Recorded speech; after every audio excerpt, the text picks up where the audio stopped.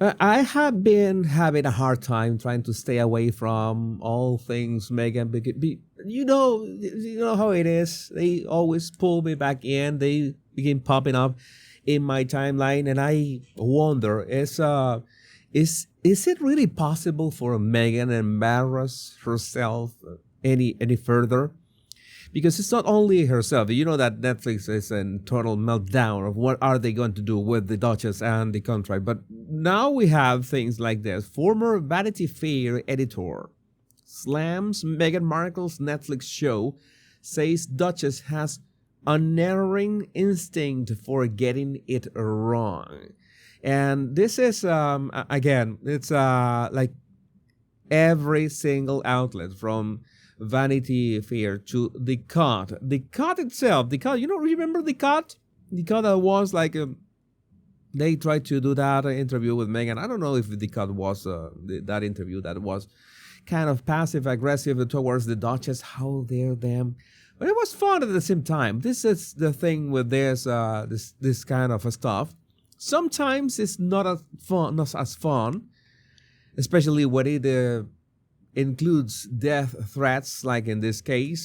Celebrity chef got death threats after criticizing Meghan Markle's Netflix show. I have nothing against Meghan because, of course, you can criticize the product itself. You can criticize the cooking, as I made sure to speak about the production and speak about, but I couldn't speak from a cooking perspective because I don't have that much experience. But you can imagine that a chef could say a word or two about that. And well, he doesn't look the type to go full Gordon Ramsay on Meghan, and I think that's good for her. You know how it is. She still sent her flying monkeys to attack the guy. Maybe they went on their own. You know how is the Sausage Squad? They have this passionate. They see Meghan like this second coming or something. I don't know why. Maybe they see her as what they aspire to be. If they aspire to be narcissistic grifters and liars and social climbers, maybe they do aspire to that, and maybe that's why they look up to Meghan. But we shouldn't. I include myself. We shouldn't have to deal with death threats and people calling us names just to stating the obvious. And I'm glad that this time it's not only us YouTubers doing the deed. No, this is the heavy machinery for every single angle. Also, from Royal Sage, Meghan Markle's former ally claims she lied about not knowing Prince Harry, manicured and very forced. And Royal Sage says that was the most obvious lie ever. She stalked Harry and started up on his weak spots, which are many. We know this since the Oprah interview. Everybody knows this from the Oprah interview. You don't have to be a body language expert for that. But being Meghan Markle's former ally means that people are turning against Meghan. That is not good, right? Because you need friends. At least you are here with that screenshot with Nacho's wife, which still was willing to do all the crazy stuff we saw, including those dance routines. Maybe did you see Meghan's show? Because I don't want to traumatize you. I told you. I made sure to give you my review as quick as possible. That was my service to humanity. Watch that so you don't have to. The Babylon Bee, you know that it's a parody and satire site. ISIS claims responsibility for Meghan Markle Netflix show. I mean, you know that any news regarding ISIS is not how to say this, it's not a joke. But again, being a parody site and saying that they claim responsibility for whatever train wreck was that with Love Meghan, well, I think that it fits. I thought so. The Babylon Bee, almost 300,000 views. I think those were well deserved. But this is the kind of things that you know that I have my reservations when I mention the Daily Mail, because the Daily Mail is the Daily Fail for a reason, and I don't like to mention them that often. But in this case, that was the one that popped up on my X timeline. Meghan Markle's childhood story about being a latchkey kid from Netflix series called into question after viewers uncover 2016 clip. No, she wasn't a latchkey kid, because she said herself that after school, every day after school, she was picked up by whom? By her father, that took her to Married with Children set, and she essentially grew up around all this, the cameras and the lighting and the acting and all this stuff, all what's happening behind the scenes on that show. So it's yet another lie.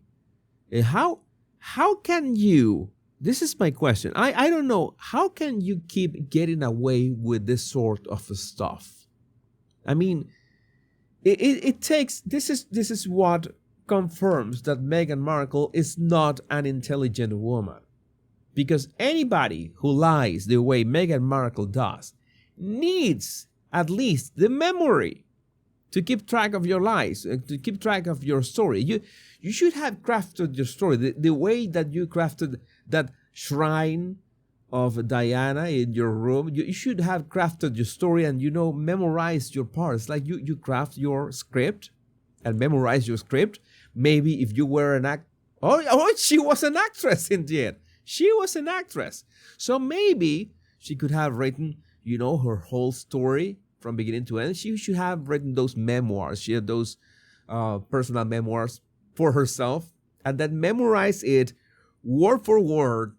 So every time she's asked the same questions, she has this, this proof. The problem is, and I always remember that amazing, awesome, according to Taz, video of Reinventing Meghan. Big shout out to Taz.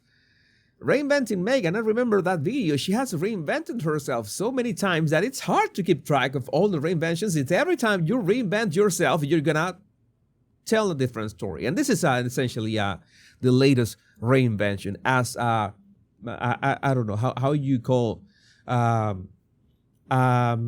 She elevates all things. Elevates also sorts of things. I've seen so many jokes about the elevate thing, as in, what is the next step after this? Really, being a cooking show influencer?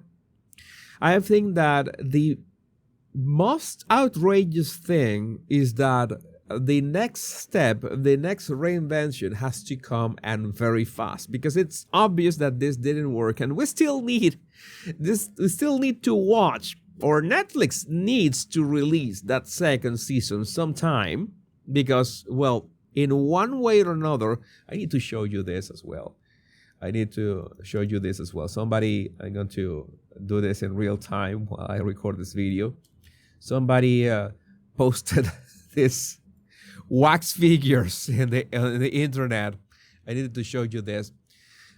This is from I'm going to hide her name. I don't want to any kind of advertising for the Sausage Squad. Deliberately walked past Madame Tussauds in Darling Harbour, Sydney today after my son told me they have Harry and Meghan on display. H&M are positioned as a main attraction, and I was able to grab a peek without going in. Sausage Squad. And I couldn't help but notice, well, first of all, that is not Harry. Who is this? What is this? That is not Harry. That is way more manly than Harry. Meghan was, she looks like 2012 Meghan at least. 2012 Meghan. But what I found funny is that Meghan is leaning away from Harry. Like they are, this is some kind of premonition or something. It's the green line theories. Are they separated? Because Meghan is doing the smooth criminal thing away from Harry. But well, it's wax figures. Maybe she needs some kind of adjustment. I mean, the wax figure, I'm not saying Meghan because Meghan is perfect, right?